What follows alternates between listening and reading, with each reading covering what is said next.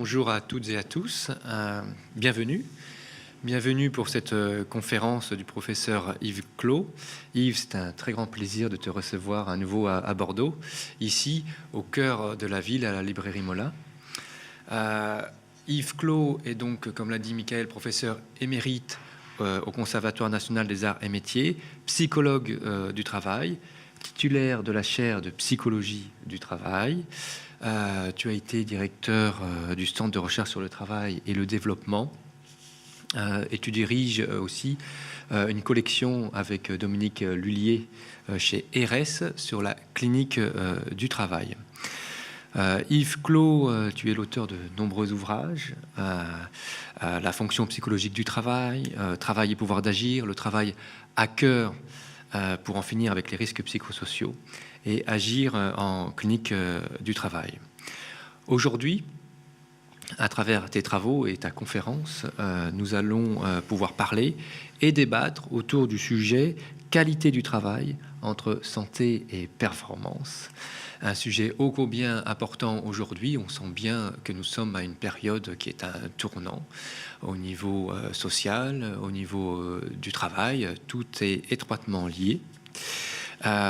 Tu as environ 45 minutes, 1 heure de conférence, et ensuite nous aurons le plaisir d'accueillir vos questions pendant au moins 30 minutes. Bien, merci. Vous m'entendez là? Ouais. On a la chance d'avoir un son de qualité, hein? Pas toujours le cas dans les conférences. En tout cas, c'est bien. Ça me donne l'occasion de remercier pour son accueil, la librairie Mola, d'abord, hein, qui nous prête cette salle tout à fait particulière et à mon goût fort sympathique, et en particulier pour le son qui est de grande qualité en raison du matériel qui est déployé, hein, ce qui montre qu'on peut à la fois marier le modernisme et la tradition. Voilà. Donc c'est la librairie Mola que je remercie d'abord, mais évidemment aussi ceux qui, du côté de l'ARAC, organisent cette jonction finalement entre l'accueil de la librairie et l'accueil de la semaine sur la qualité de vie au travail, hein. Donc je suis très content d'être là.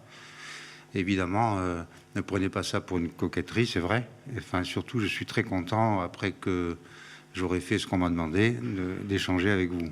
Je pense qu'on aura le temps. Et je vous prie de croire que c'est ce qui m'intéresse le plus. Je ne dis pas que je ne m'intéresse pas à ce que je vais vous dire, mais la discussion m'intéresse beaucoup, surtout qu'on est sur des questions qui sont très compliquées et que bien malin celui ou celle qui pourrait dire qu'il a enfin attrapé la question définitivement, ce qui n'est pas mon cas, hein. Mais par contre, je vous présente un point de vue que j'essaie de présenter de manière la plus claire possible pour que vous le discutiez, pas simplement pour que vous posiez des questions, pour que vous le discutiez. C'est ça qui m'intéresse, hein, et conforme à l'idée que je me fais du travail qu'est le mien. Voilà. Merci aussi à Loïc pour les quelques mots qu'il a dit. Et ça me fait aussi plaisir de partager cette tribune avec toi. J'imagine qu'on aura aussi l'occasion de t'entendre, à l'occasion de la discussion, hein. Et bien que juriste et psychologue du travail, dans la conjoncture où nous sommes, et des occasions de se rencontrer, parce qu'il y a un lien, hein, qui s'est fait socialement entre les deux, indépendamment de notre volonté, mais de toute façon qui s'impose à nous tous, hein. Voilà. Alors, qu'est-ce que je suis venu vous dire de manière un peu carrée, je vais le dire tout de suite. Je suis venu dire que, au fond, pour moi, il n'y a pas de qualité de vie au travail, puisque c'est la thématique de la semaine, qui ne soit pas enracinée dans la qualité du travail tout court. Pourquoi? Parce que, si je veux le dire d'une formule qui, elle aussi, a l'avantage d'être verticale et donc discutable, il n'y a pas de bien-être sans bien faire. Ça, c'est le fil conducteur de tous les travaux que j'ai pu conduire et des expériences pratiques qui sont les miennes, qui sont d'ailleurs pas simplement les miennes, mais qui sont celles de toute une équipe, que je n'oublie jamais de saluer à ces occasions. Beaucoup de travail collectif, et donc ce que je vais vous dire, c'est le résultat d'un d'un travail collectif, même si, bien sûr, j'ai pris ma part dans l'affaire, quoi, hein. Donc, pas de bien-être sans bien faire. C'est au fond le fil conducteur de ce que je veux dire, sachant que si j'ai appelé l'avant-dernier ouvrage que j'ai écrit « Le travail à cœur », c'est que précisément, je considère que c'est comme ça, quand on peut prendre son travail à cœur, qu'on a le plus de chances d'avoir sa santé protégée. La protection de la santé a donc à voir avec la possibilité de se reconnaître dans ce qu'on fait, ce qui n'est pas tout à fait la même chose que d'être reconnu par autrui.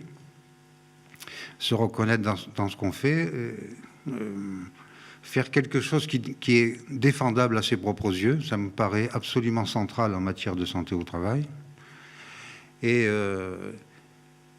je pense que c'est comme ça qu'il faut prendre le problème. Et après, du point de vue pratique, voir comment on peut le prendre, pas simplement identifier l'objectif. Et donc mettre la qualité du travail au cœur de l'affaire. Sachant que vous avez sans doute remarqué, comme moi, qu'en matière de santé au travail, le vocabulaire est flottant. Comme j'ai commencé à avoir un peu d'âge, j'ai connu les temps héroïques et avant-gardistes du stress au travail. Ensuite, je suis passé, comme vous tous, hein, par la thématique de la souffrance au travail. Ensuite, j'ai connu les risques psychosociaux. Au passage, j'ai croisé quelque chose qui est encore très important, d'après ce que j'ai compris, puisque un colloque vient d'avoir lieu, le harcèlement au travail. Voilà.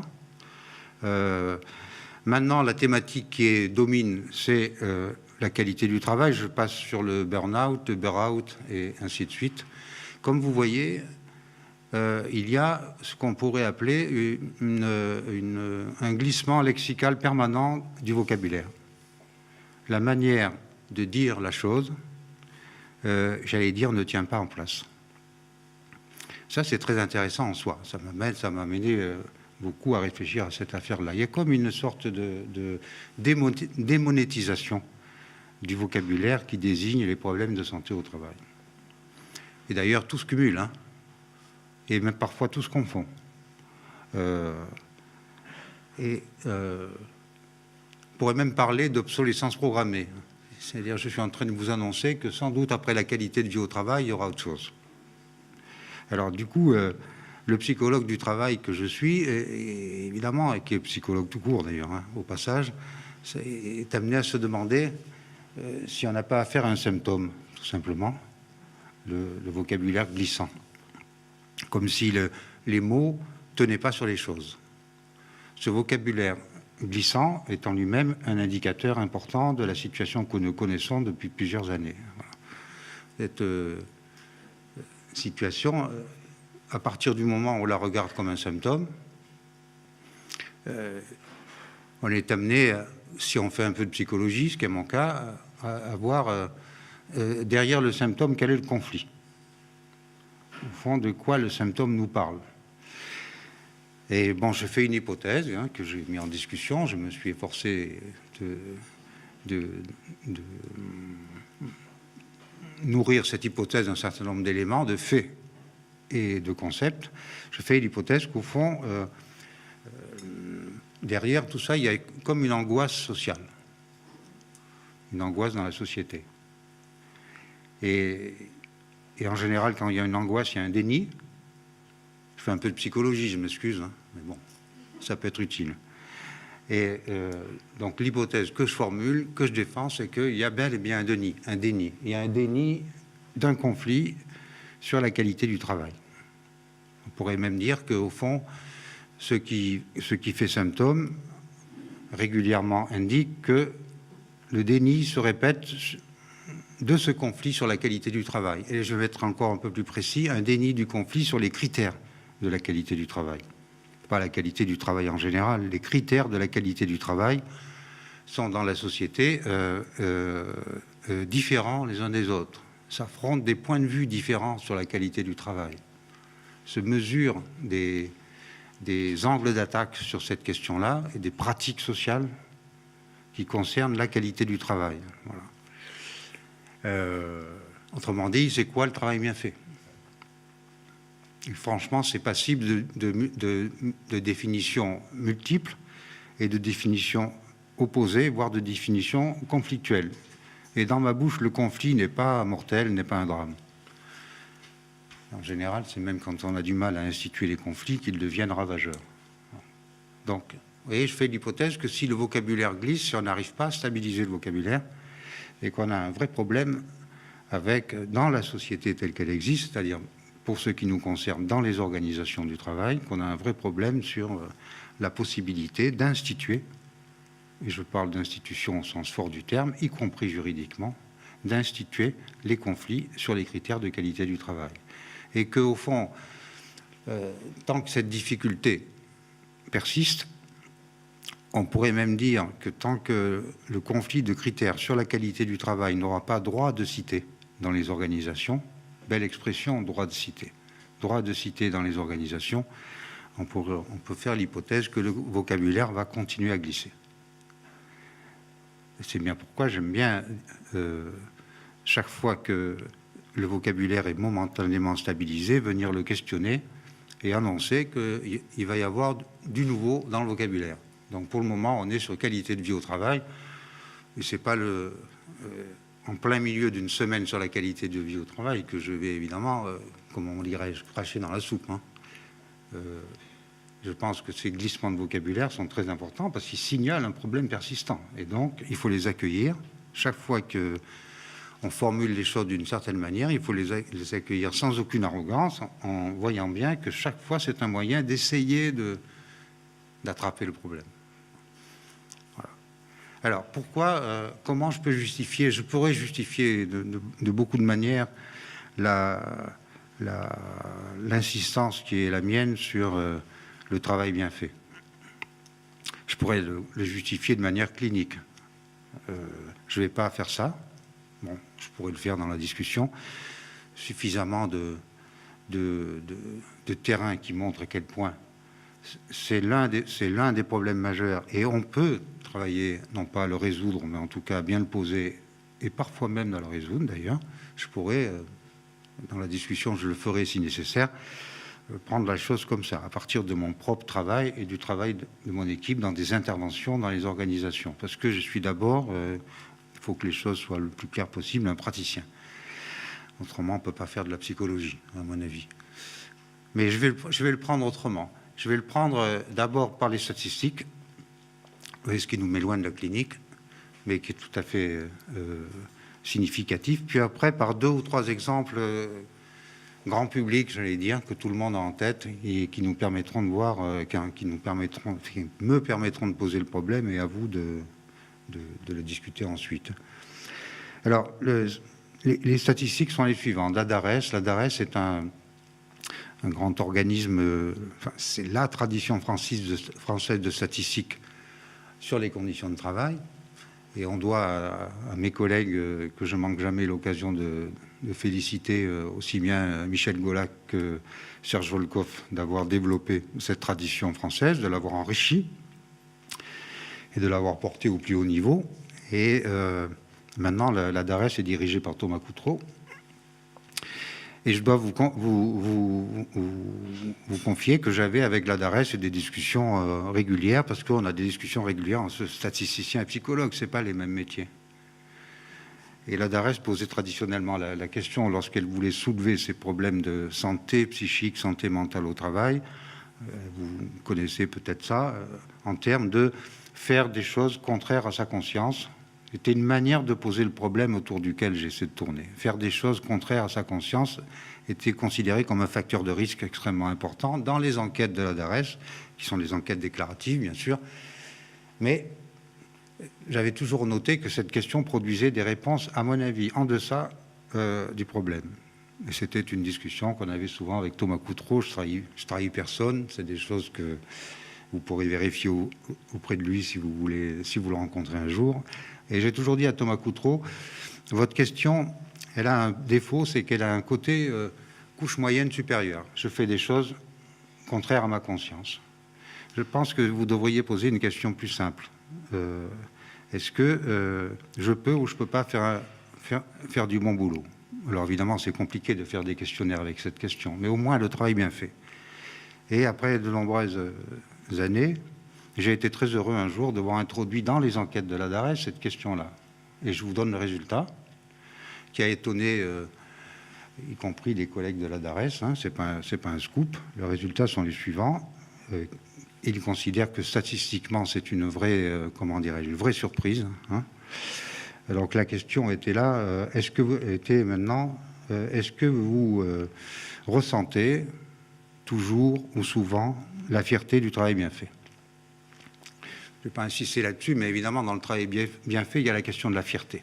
Hein, pouvoir être fier de ce qu'on fait. Pas toujours. J'ai coutume de dire, attention, parce que si on cherche à être toujours fier, c'est très fatigant. Mais au moins de temps en temps, quoi. Hein, voilà. Pas obligé d'être un héros de la fierté au travail et d'être toujours à l'aise avec ce qu'on fait. Ça, c'est des histoires qu'on se raconte. Mais c'est pas comme ça, la vraie vie. Mais au moins de temps en temps. Donc la question de la DARES a été posée comme ça. On a les résultats.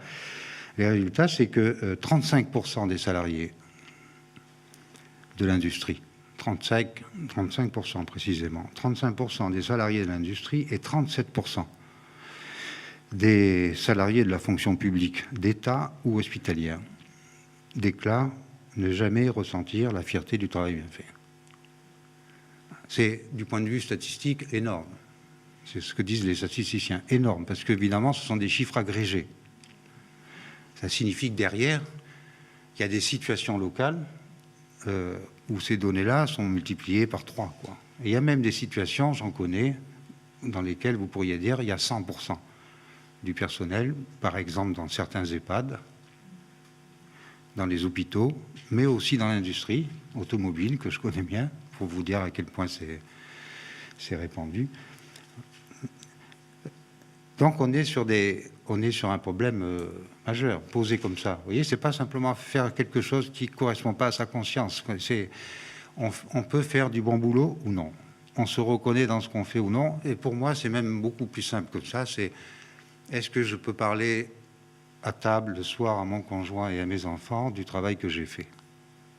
Le silence dans les familles sur cette question-là est un critère de dégradation de la santé au travail. Alors évidemment, difficile de prendre ça en compte au plan statistique, mais c'est très important, y compris pour la transmission entre les générations.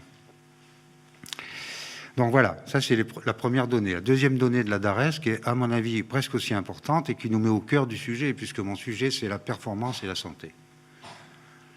La deuxième donnée que je voudrais mettre sur la table, c'est la suivante. Ça, c'est beaucoup plus récent, c'est 2017.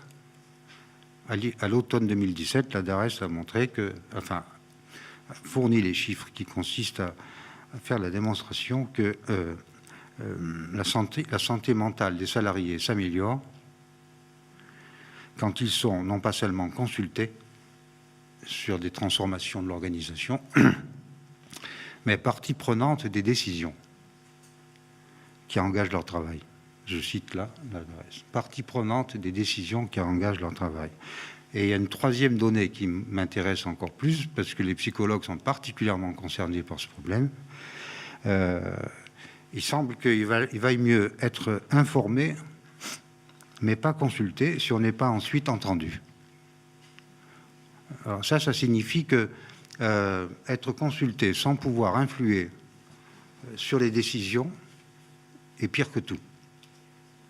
Ça, pour les psychologues du travail, j'allais dire pour les intervenants en milieu de travail, qui aujourd'hui se piquent tous, et j'en fais partie, de fabriquer des espaces de discussion dans lesquels, comme on dit souvent, on libère la parole. Et bien simplement, ça signifie que, attention, parce qu'il ne suffit pas de libérer la parole, une parole libérée qui ne se traduit pas par des transformations effectives des organisations est une parole dangereuse, qui fabrique quoi? Essentiellement de la défiance à l'égard des organisations. Est-ce que les gens ont horreur, vous et moi d'ailleurs, c'est notre cas aussi, j'imagine, hein, qu'on ne fasse rien de ce qu'ils disent? Et au bout d'un moment, quand on ne fait rien de ce qu'on a dit, ce qui s'installe, encore une fois, dans les organisations, c'est le silence. Celui qu'on garde sur l'estomac et qu'on transporte, y compris le soir, à table. Donc, rien de pire que la parole inutile. Donc vous voyez la difficulté de la chose, quoi. Rien de pire que ça. Parce que la parole inutile, ça se transforme en ressentiment. Ou, si on veut le dire de manière, j'allais dire plus ordinaire, on la garde sur l'estomac. Et ça fabrique, on en fait une maladie. Belle expression populaire. J'aime beaucoup cette expression populaire. Tu vas pas en faire une maladie? Bah si. Je vais en faire une maladie. Vous voyez, en faire une maladie, c'est de quoi? Alors la parole inutile, je pense que c'est un des fléaux des temps modernes. Surtout lorsqu'on rencontre dans les organisations, et on rencontre de plus en plus des bonnes intentions, y compris de dirigeants, qui considèrent qu'il faut surtout permettre aux gens de parler et qui cherchent au fond à ce qu'ils s'expriment. L'expression, y compris le droit d'expression. Là, on tombe sur des problèmes juridiques extrêmement intéressants, puisque le droit d'expression, c'est la loi de 82. Hein, y compris le droit d'expression, sans la possibilité de décider.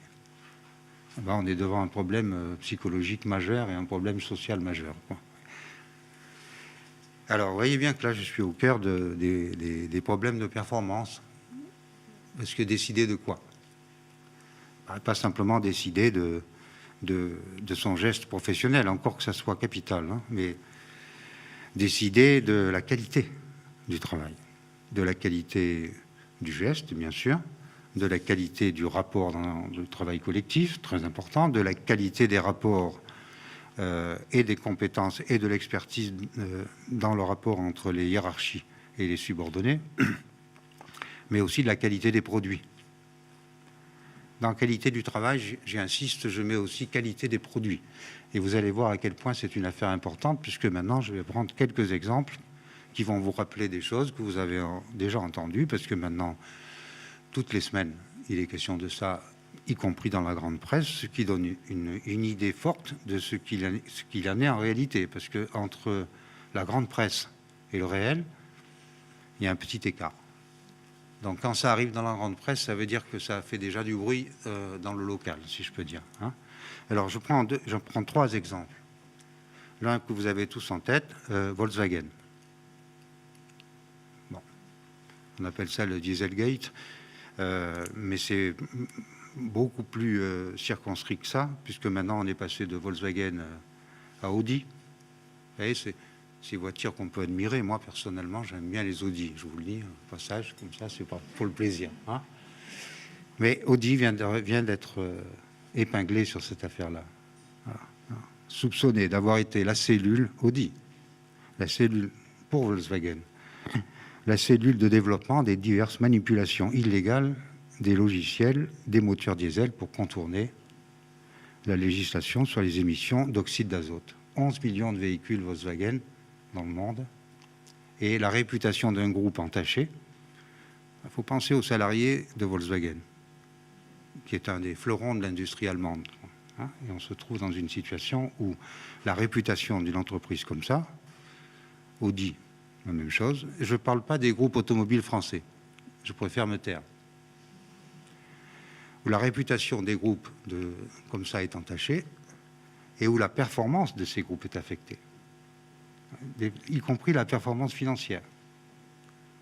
Alors bien sûr, Volkswagen a les moyens, j'allais dire, à tous les sens du terme, de compenser, ce qui est le cas, hein, ce qui donne une idée. Avec les dizaines de milliards d'amendes payées par Volkswagen, ils sont encore dans le vert. Mais n'empêche, c'est des chutes des performances industrielles et financières qui sont colossales. On sait d'ailleurs maintenant, on a à peu près le fin mot du dossier, on sait que la direction de Volkswagen n'a pas triché. Et c'est d'ailleurs ça qui est intéressant. La direction de Volkswagen n'a pas triché. Elle a simplement dit, il faut conquérir le marché américain, devenir le principal groupe sur le marché, et pour ça, il faut qu'au mois de février, nous soyons capables d'avoir livré le nouveau moteur diesel indispensable. Et les ingénieurs se sont débrouillés pour tenir les délais. Vous voyez les critères, le marché, les délais,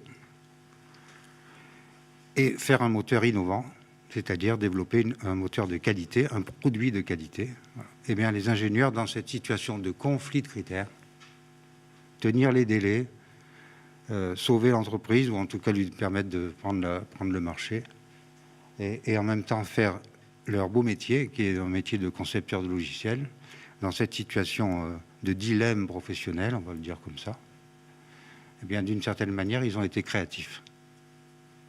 Et ils ont fabriqué un logiciel qui permet de passer les tests et qui ensuite livre le véhicule dans des conditions dégradées dans la circulation routière. Une grande créativité des ingénieurs. Et donc c'est très important de savoir que la direction de l'entreprise n'a pas triché. Parce que ça signifie quoi? Ça signifie qu'un petit maillon intermédiaire, là, c'est qu'on a une organisation du travail qui, d'une certaine manière, ne permet pas de dire non, ne permet pas d'exister dans le conflit de critères, ne permet pas d'objecter, ne permet tout simplement pas de dire ce que vous nous demandez dans les délais où vous nous le demandez, c'est pas possible. Et nous, on vous le dit parce que c'est notre job. Et comme c'est nous qui faisons le job, alors il faut nous entendre. Eh bien ça, c'est pas possible. Donc on a un problème d'organisation du travail. C'est ça l'organisation du travail, hein, fondamentalement.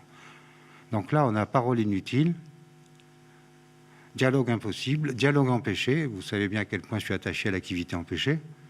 Et vous voyez que quand on est dans une activité empêchée, c'est le cas de ces ingénieurs, eh bien on se débrouille pour contourner l'obstacle, au risque de faire quelque chose qui entache durablement la réputation d'une entreprise. Voilà, ça c'est, et maintenant c'est chez Audi. Alors je continue. Il y a encore deux exemples. Lactalis. Vous avez entendu parler de Lactalis, hein, 200 bébés nourrissons affectés par un lait contaminé à la salmonelle, et une entreprise qui est contrainte de fermer son usine pendant 6 mois. Elle vient de réouvrir, hein, l'usine Lactalis de Craon. On vient d'avoir d'ailleurs le spectacle navrant d'un PDG d'entreprise qui est devant une commission de l'Assemblée nationale, tout en ayant tout fait pour que cette commission soit supprimée. Et chez Lactalis, on a dans cette usine-là un silo contaminé à la salmonelle, parce qu'il y a eu des incidents de salmonelle en 2005, et que donc 2005-2018, hein, je vous laisse faire la différence, la salmonelle n'était pas éradiquée, et donc elle a ressurgi à l'occasion. La direction de l'entreprise dit de travaux qui ont été effectués sur les silos, et la salmonelle, c'est un virus qui peut être réactivé. Mais quand on écoute des salariés qui ont travaillé chez Lactalis, et malgré tout, ça filtre. Voilà, on a la chose suivante, je vous le donne.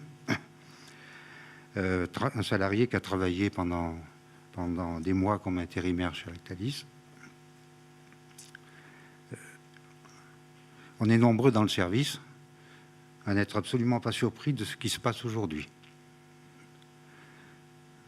Quand vous voyez des tamis au sol, quand vous voyez des brosses qui finissent au sol et qui côtoient toutes les poussières d'une semaine de production et dont on se sert, j'essaie d'être le plus précis, on se sert pour nettoyer l'intérieur des tuyaux, effectivement, il ne faut pas être surpris qu'on puisse contaminer un circuit de poudre.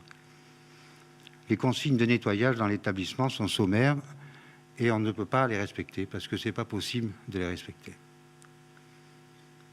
Même s'il y a une progression, dit-il, vous voyez comment il est raisonnable, elle reste loin d'être ce qu'il faudrait pour la norme.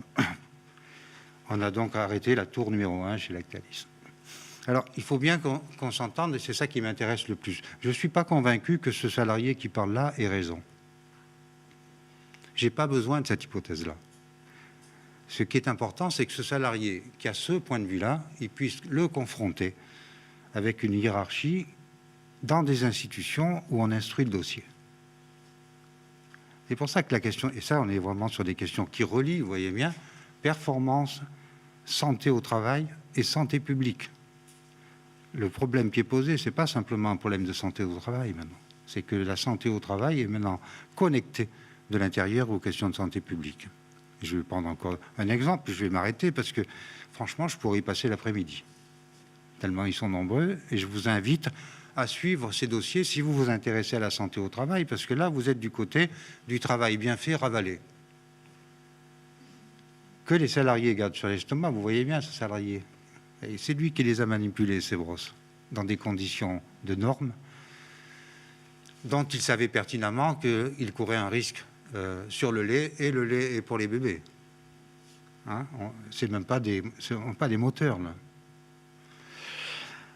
Alors, notez ce point, j'aimerais bien qu'on en discute. Pour moi, il est très important. Je ne suis pas en train de dire simplement que les salariés ont raison lorsqu'ils parlent de leur travail. Parce que je sais très bien, par expérience, que lorsque vous confrontez dans un collectif de salariés, ces salariés à la question simple, c'est quoi faire du bon boulot, ils ne sont pas d'accord entre eux. Ça, c'est extrêmement important, c'est même ça qui me réjouit le plus, parce que c'est une occasion de dialogue à l'intérieur des collectifs. Je dirais même que c'est sur la capacité de s'opposer sur la qualité du travail qu'on fait entre collègues qu'on juge la qualité d'un collectif. Alors, je sais bien que, bien souvent, dans nos métiers, on pense que le collectif, c'est un collectif qui a un point de vue, qui doit être confronté à une hiérarchie qui en a un autre, et on fait comme si le point de vue des salariés était constitué sur ces affaires-là. Eh bien non, dans notre métier, on sait très bien que le point de vue sur la qualité du travail doit être construit. Parce que c'est compliqué, les critères de qualité du travail. Que d'une certaine manière, c'est compliqué de faire toujours les choses bien. C'est compliqué définitivement, je pense que ça va durer. Faire toujours les choses bien, c'est compliqué. Parce que parfois, la situation contraint à choisir un critère contre l'autre. Et pas toujours d'ailleurs la rapidité ou la rentabilité contre la santé. Bien sûr que non, pas toujours, mais parfois oui. Parfois même pour la performance, il y a des conflits de critères entre les salariés. Donc c'est important de ne pas avoir une idée trop simple de la santé, simplement indexée sur le point de vue déjà construit des salariés. La santé, c'est la possibilité de changer le point de vue. C'est ce qu'on appelle le développement. Je ne développe pas ce point-là, mais on pourra en discuter si vous voulez. Bon. Donc, troisième exemple. Celui-là, il est aussi, évidemment, vous allez le voir, inquiétant. Je ne cherche pas à inquiéter à tout prix, mais je cherche à ce qu'on mesure bien que quand on parle de santé au travail, on parle aussi de ça. L'EPR de Flamanville. Alors l'EPR de Flamanville, là, on est au cœur des problèmes de performance et de santé publique et de santé de travail. C'est compliqué d'avoir des informations sur l'EPR de Flamanville. Mais maintenant, on a une chance, c'est qu'il y a une agence indépendante de sûreté nucléaire. Ça n'a pas toujours été le cas. Et qui travaille bien. Qui se sont responsables, sans doute, de choses dont vous voyez bien qu'elles sont très importantes sur la question du nucléaire et de l'EPR, qui est le réacteur de nouvelle génération. Alors là, pareil, hein, si on est un peu précis, 7 ans de retard. 7 ans de retard. Le budget est passé de 3 milliards prévus à 10 milliards d'euros pour le moment. La dérive financière et de conception sur les cuves du réacteur central de l'EPR de Flamanville, cette dérive de conception, je vais être prudent, mais elle paraît sans fin. Elle paraît sans fin. Donc la dernière expertise de l'Agence de sûreté nucléaire, bon, je vous la donne, 150 soudures du circuit secondaire principal sont à refaire après des anomalies en chaîne constatées sur la composition de l'acier du couvercle et du fond de la cuve déjà il y a 4 ans. C'est déjà pas mal. Mais l'ASN va plus loin. Ça m'intéresse beaucoup, puisque au fond, là, ils vont plus loin et ils disent que l'inspection, c'est écrit, vous pouvez aller sur le site de l'ASN, c'est sur Internet, c'est facile à trouver, vous trouverez les informations que je vous donne, c'est public. C'est ça qui est bien d'ailleurs. Ça montre que on est encore un pays dans lequel ces questions-là sont discutables, même si elles ne sont pas discutées. Hein. En tout cas, pas au niveau où il faudrait. L'inspection a mis en évidence que l'organisation et les conditions de travail lors des contrôles de fin de fabrication ont globalement nui à la qualité des contrôles et sont responsables de cette dégradation dès l'organisation et des conditions de travail, à la fois EDF et Framatome. Évidemment, derrière, il y a la sous-traitance. D'énormes problèmes de sous-traitance, d'énormes problèmes en chaîne de sous-traitance, et au fond, au bout d'un moment, n'ont pas la mauvaise intention de ces grandes entreprises. Framatome, c'est un géant du nucléaire, quoi. C'est un fleuron. Pas la compétence, l'expertise des ingénieurs qui sont à l'intérieur de ces organisations qui fait problème. C'est qu'à un moment donné, la chaîne se perd. La possibilité d'agir sur les sous-traitants est absolument impossible, surtout que vous avez des sous-traitants de sous-traitants. Et donc, vous avez une organisation du travail qui est un gâchis de performance, qui est un gâchis de santé au travail et qui est un risque majeur pour la santé publique. Donc, le lien, vous voyez, le lien entre ces exemples-là, puis je vais en prendre un que j'aime bien particulièrement et qui me permet de descendre au ras des pâquerettes, le lien entre les données statistiques que fournit la DARES et ces données grand public que j'évoque ici est patent. Patent. Comment voulez-vous, quand vous êtes sur ces réacteurs, et même quand vous appartenez à Framatome et que vous avez des responsabilités, même d'encadrement, dans l'organisation du travail de ces entreprises-là, comment voulez-vous rentrer tranquille le soir chez vous? Alors bien sûr, il peut y avoir en plus des chefs qui se comportent mal, qui vous font des réflexions désagréables, voire qui vous subordonnent, puisqu'on est dans un contrat de subordination, dirait le juriste. Bien sûr, il peut y avoir, on pourrait dire, la goutte d'eau qui fait déborder le vase. Mais au fond du dossier, il y a ça. Et il n'y a pas la difficulté, parce qu'évidemment, moi, j'admets absolument tranquillement, parce qu'autrement, c'est pas sérieux, que quand on fabrique et qu'on conçoit un réacteur comme l'EPR, on rencontre des difficultés. Ça ne me choque absolument pas. C'est absolument normal, tellement c'est difficile. Mais ce qui est grave, c'est le déni. C'est l'impossibilité d'instituer, j'insiste beaucoup là-dessus, d'instituer la controverse nécessaire, quand c'est nécessaire, sur le dossier mal instruit de la qualité du travail. Donc on n'a pas des organisations dotées des institutions qui permettent d'instruire ces dossiers. Je dis bien d'instruire les dossiers, pas de se plaindre, d'instruire les dossiers. Ce qui demanderait aux salariés de se porter à un niveau d'expertise encore plus grand que le leur, bien sûr. Parce que si vous instituez la controverse sur le travail bien fait, sur la qualité du travail, et c'est ce que nous faisons dans les organisations, vous faites le constat très rapidement que lorsque les salariés font une critique sur la qualité du travail, ils rencontrent en face d'eux des hiérarchies qui sont capables d'objecter. Et il y a même des débats absolument passionnés sur ce que c'est que la surqualité. Moi, j'admets très bien qu'une direction dise, par exemple, enfin, j'admets, oui, tranquillement, qu'une direction dise à des salariés, maintenant, là, compte tenu des contraintes dans lesquelles nous sommes, là, ce qu'on faisait, c'était la surqualité. Donc, il faut faire autrement.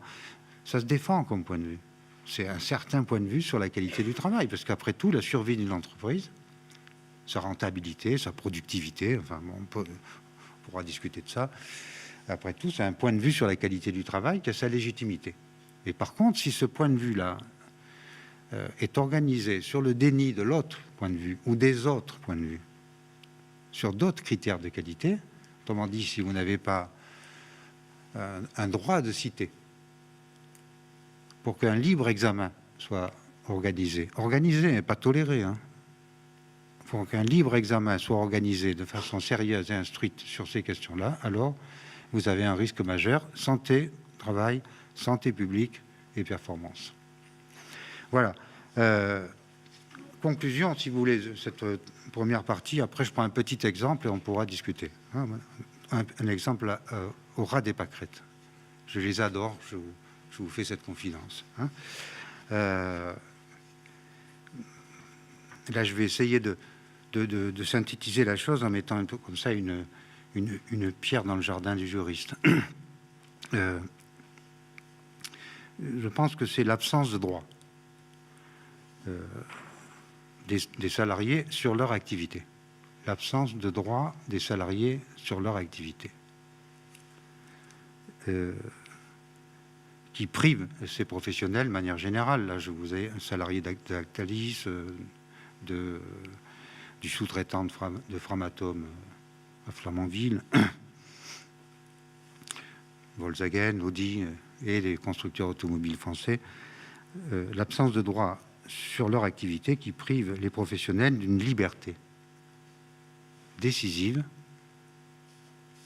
pour leur santé, pour la nôtre et pour la performance. Alors, vous voyez, on est dans une situation extrêmement intéressante, j'espère qu'on pourra échanger là-dessus, dans laquelle la liberté sur son activité, la liberté conquise sur son activité, non pas d'avoir le monopole de la définition de son activité. Je pense que c'est pas sérieux de dire ce serait pas sérieux de dire les choses comme ça, que par exemple, mais parfois on l'entend et je suis vraiment pas d'accord avec ça. L'idée que seuls les salariés sont capables de dire ce que c'est que le travail bien fait. Non. Mais dire que les salariés ne sont jamais capables et ne doivent pas pouvoir décider de quoi que ce soit en matière de travail bien fait, non plus. Autrement dit, ce qui est en cause, à mon avis, c'est le monopole de l'employeur à décider seul du contenu de l'activité professionnelle. Ça, c'est un privilège hors de saison. Pas parce que il faut être opposé par principe au privilège, encore qu'on a le droit de l'être, hein, mais vous voyez bien, pour des raisons d'efficacité économique, de santé et de sécurité, à la fois des installations sur les produits et ainsi de suite. Je n'ai pas pris d'exemple dans l'alimentaire. Hein. Vous les prendrez tout seul, puisque maintenant, la grande question, c'est qu'est-ce qu'on a dans nos assiettes, qu'est-ce qu'on prend comme médicament, et ainsi de suite. Et derrière, il y a un problème de choix stratégique qui fait du travail non pas simplement un problème, mais la solution. Et évidemment, les psychologues du travail, les ergonomes, les analystes du travail ont pris l'habitude de dire qu'il y a un problème de travail. C'est juste. Hein. Moi, je pense qu'au plus on va, au plus on est devant une situation dans laquelle le travail, c'est une solution pour la santé publique. Alors, soit c'est celle-là de stratégie, c'est-à-dire la possibilité pour des professionnels d'avoir la liberté de librement examiner, pas seuls, mais en confrontation avec leurs employeurs et leur hiérarchie, et entre eux, ce qui pose le problème du collectif. La liberté de délibérer et d'instruire le point de vue sur la qualité du travail, soit ils ont des droits nouveaux, une nouvelle génération de droits sur leur activité, soit on va vers des difficultés majeures en matière de santé publique. Et vous voyez que ça va bien au-delà du stress. Hein. Bon, je ne veux pas faire la parenthèse sur le stress. Alors, maintenant, je prends mon petit exemple que j'utilise souvent. Je l'utilise tellement souvent que maintenant, j'en suis à dire, si vous m'avez déjà entendu l'utiliser et que ça vous fatigue, ce qui serait votre droit, vous avez le droit de m'en proposer un meilleur. Du coup, on pourrait discuter sur les critères de qualité d'un exemple pour faire des conférences. Et moi, je n'ai pas trouvé mieux. Mais je suis preneur. Hein. Je cherche, d'ailleurs. Bon, j'ai des exemples cliniques, mais je trouve que celui-là, voilà, il me permet d'être vraiment au ras des pâquerettes et de retrouver, dans une situation de travail, cette fois, pas au niveau méta que j'ai choisi jusqu'à maintenant, hein, dans une situation de travail concrète, du genre de celle que vous connaissez peut-être pour vous-même. Voilà. En tout cas, que moi, j'ai fréquenté pour moi-même dans la situation de travail qui est la mienne. Ça m'est arrivé, ce genre de choses. Donc cet exemple, je l'emprunte à Fabienne Annick. Elle a écrit un livre sur la Poste que je vous conseille. Hein. Voilà. Je m'en suis servi de cet exemple-là, mais je vais faire un commentaire précis aujourd'hui, comme ça lance la discussion. Donc on est dans une formation. Si vous voulez vous retrouver ça, vous allez dans... C'est la page que j'ai sous les yeux. Vous allez dans le travail à cœur, page 202, et vous allez retrouver ça, parce que j'ai déjà ruminé cette affaire. Mais là, je continue. Donc on est dans une formation, il y a des guichetières qui sont réunies, et on veut leur apprendre à travailler correctement. Et ce qui est légitime, hein. Vous voyez, il n'y a aucune ironie mordante dans ce que je dis. C'est normal qu'une direction puisse considérer qu'à un moment donné, il y a vraiment un saut de compétences à faire. Donc là, on est dans l'idée discutable mais intéressante qu'au fond, pour que la qualité s'améliore, il faut améliorer la procédure. Ce qui n'est pas idiot non plus, hein, mais qui est un certain point de vue sur le travail. Et donc, on fabrique du script. Et donc, on forme les gens au script. Au guichet, on va leur apprendre à parler. Bon, vous allez voir de quoi, enfin, c'est là où c'est compliqué. En tout cas, à vendre, voilà, ça c'est sûr, à vendre des produits prépostés. Puisqu'à la Poste, maintenant, c'est aussi de ça qu'il s'agit. Pas simplement de rendre service, mais de vendre. Pourquoi? Parce que vous êtes, vous et moi, nous sommes d'ailleurs des usagers, mais nous sommes aussi des clients. Et ça, c'est compliqué, hein. Vous voyez, le conflit de critères, là, il est dans l'objet de l'activité. En l'occurrence, dans le sujet qui est au guichet de l'autre côté. D'ailleurs, c'est un exemple que j'aime bien parce que finalement, tout le monde l'a vécu comme sujet de la situation, et donc tout le monde peut réfléchir sur lui-même comme objet du travail de la guichetière ou du guichetier. Là, ce sont des guichetières, c'est pourquoi j'en parle au féminin. Donc voilà, l'idée, c'est on les rassemble pour qu'elles se forment au script. Et voilà. Et Fabienne Annick a eu la chance, c'est un document, à mon avis, inestimable, hein, de pouvoir enregistrer et donc décrypter et nous livrer ce texte dont je considère qu'il est une sorte de goutte d'eau qui a la structure de l'océan sur lequel on est en train de discuter. Enfin, sur lequel, pour le moment, je suis en train de parler. Discuter, c'est après. Alors, imaginez la situation. Il y a une dizaine de guichetières. Elles sont dans une salle de formation. C'est un peu petit. Il y en a qui sont dans les coins. C'est pas toujours facile, le travail des formateurs. Hein, voilà. Mais enfin, elles sont déjà contentes parce qu'au moins, elles ne sont pas au guichet. Ça repose. La formation, vous voyez, parfois, le critère de qualité d'une formation, c'est déjà que ça repose parce qu'on n'est pas au boulot. Hein. Pas négligeable, quand même.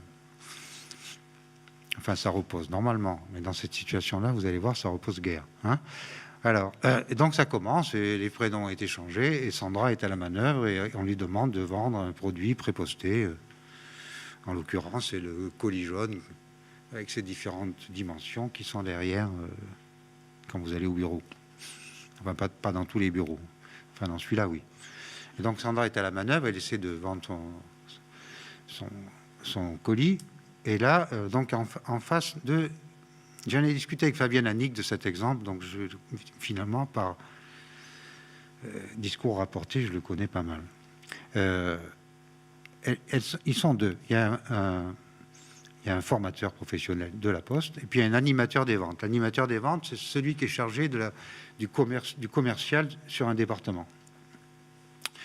Et donc, Sandra est à la manœuvre, et hop, elle est coupée par l'animateur, qui lui dit « Ne dites pas si j'étais vous ». Ou encore « à votre place ». Ou même « Ne dites pas « je vous comprends parce que moi, vous n'êtes pas eux ».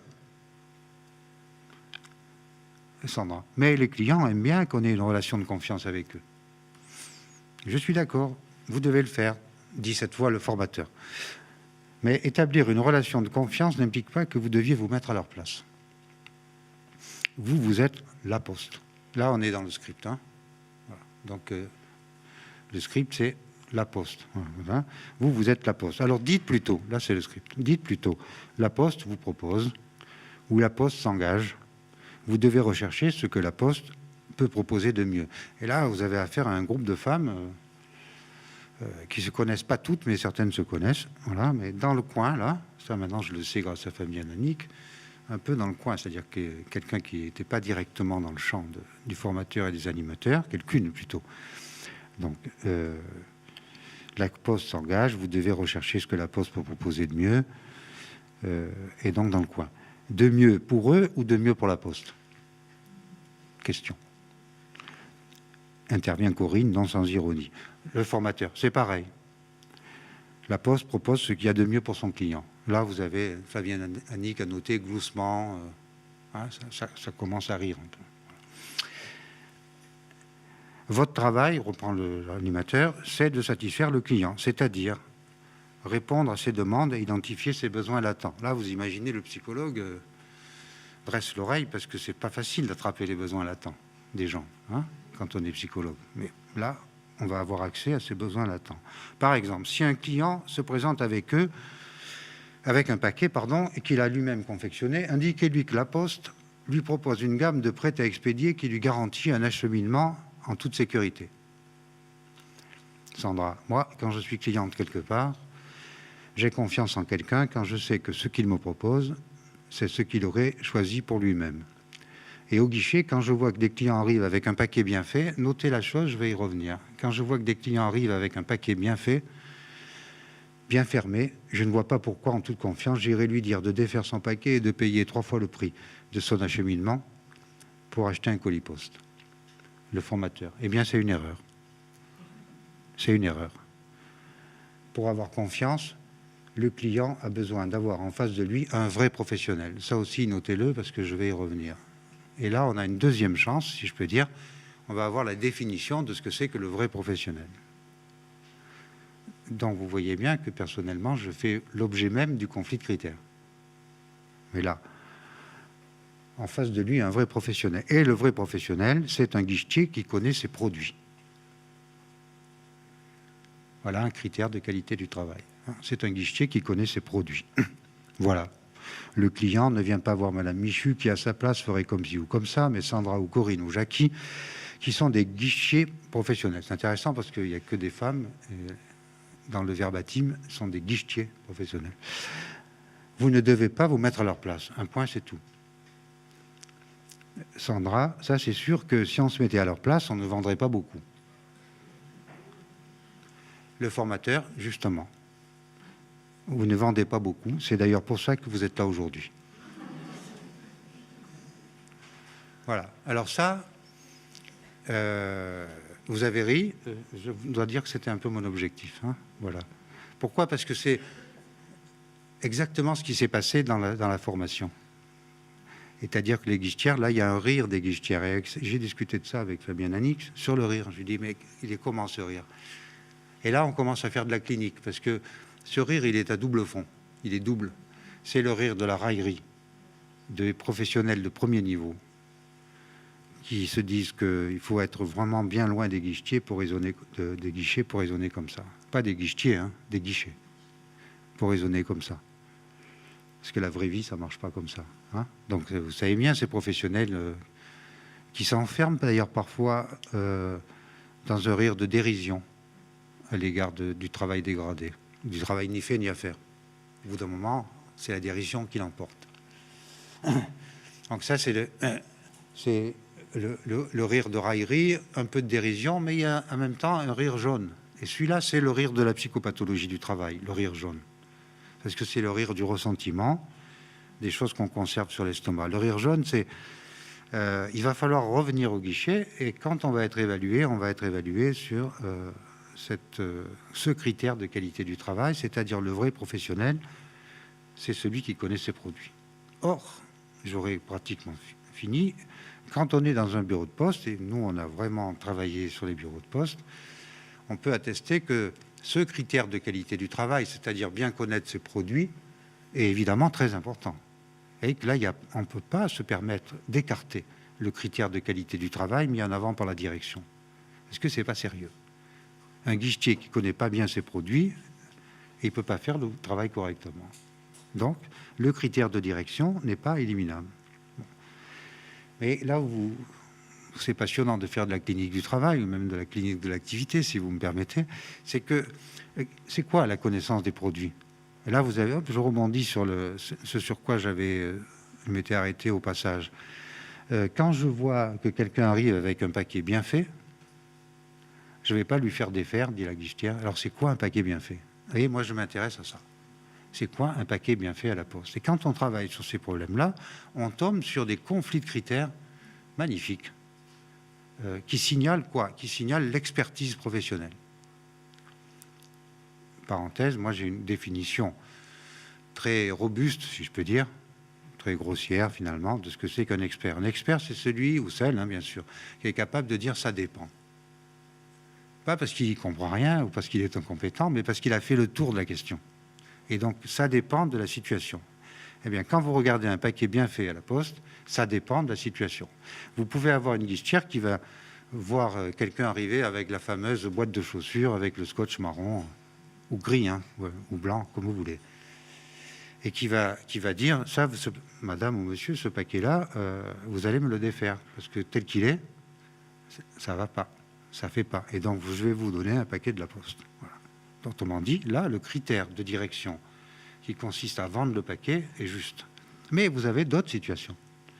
Vous avez une situation dans laquelle, par exemple, la guichetière va faire le lien entre la manière dont le paquet est emballé et le poids de ce qui est à l'intérieur du paquet.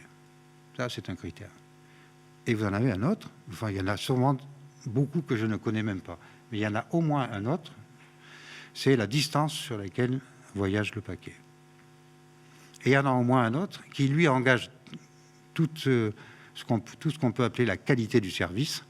C'est, je connais cette personne qui vient toutes les fins de mois envoyer le même paquet à ses petits-enfants qui sont de l'autre côté de la France. Et depuis qu'on fait ça, moi ou mes collègues, on l'a bien repéré, celle-là, et on n'a jamais eu de pépin. Donc on ne change pas une équipe qui gagne. Et donc ce paquet, il part comme ça. Et ça, c'est quoi? Ça veut dire que faire un travail de qualité, c'est pas simplement connaître le produit. C'est connaître son public, comme on dit souvent au guichet. Connaître son public. Donc la relation de service, c'est absolument pas réductible au produit à vendre. Qui ne veut pas dire que le produit à vendre ne fait pas partie des critères de qualité du travail. Vous voyez, mais où ça se délibère, ça? Où ça s'institue? Où ça s'arbitre?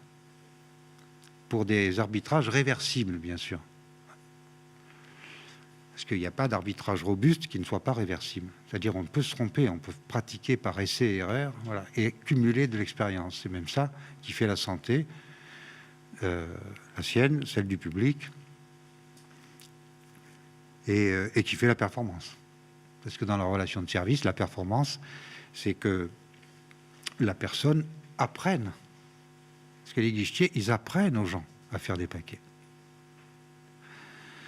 Donc il y a de la performance absolument codifiable. Hein. On peut avoir des indicateurs de performance là-dessus, mais vous voyez bien que c'est absolument discutable. Bon, alors je termine. Franchement, je suis au bout. Après, vous avez deux... Bon, je ne vous parle pas du vrai professionnel, parce que le vrai professionnel, c'est l'expert, celui qui est capable de faire le tour de la question. Ah. Et qui est capable de trouver l'angle mort, quoi. Le sien, celui du dirigeant, et qui est capable d'entendre l'objection du dirigeant.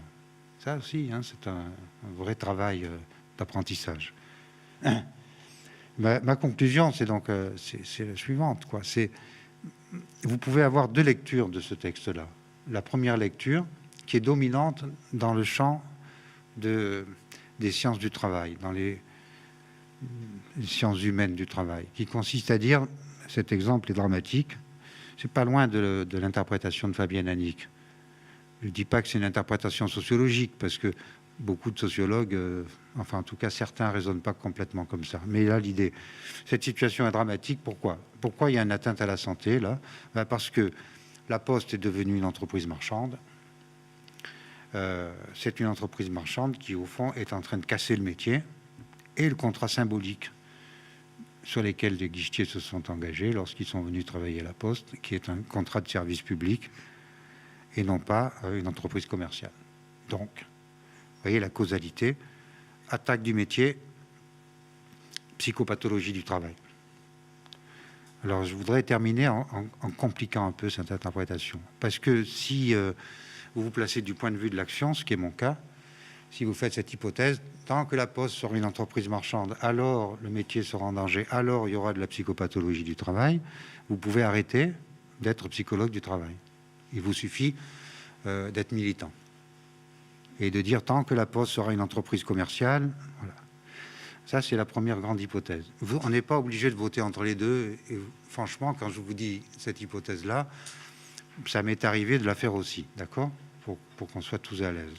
Je vois bien l'analyse là, en termes de rapport social, de transformation des entreprises de services en entreprises commerciales. Bon, comme je ne suis pas un naïf social, j'arrive à me hisser jusqu'à cette hypothèse.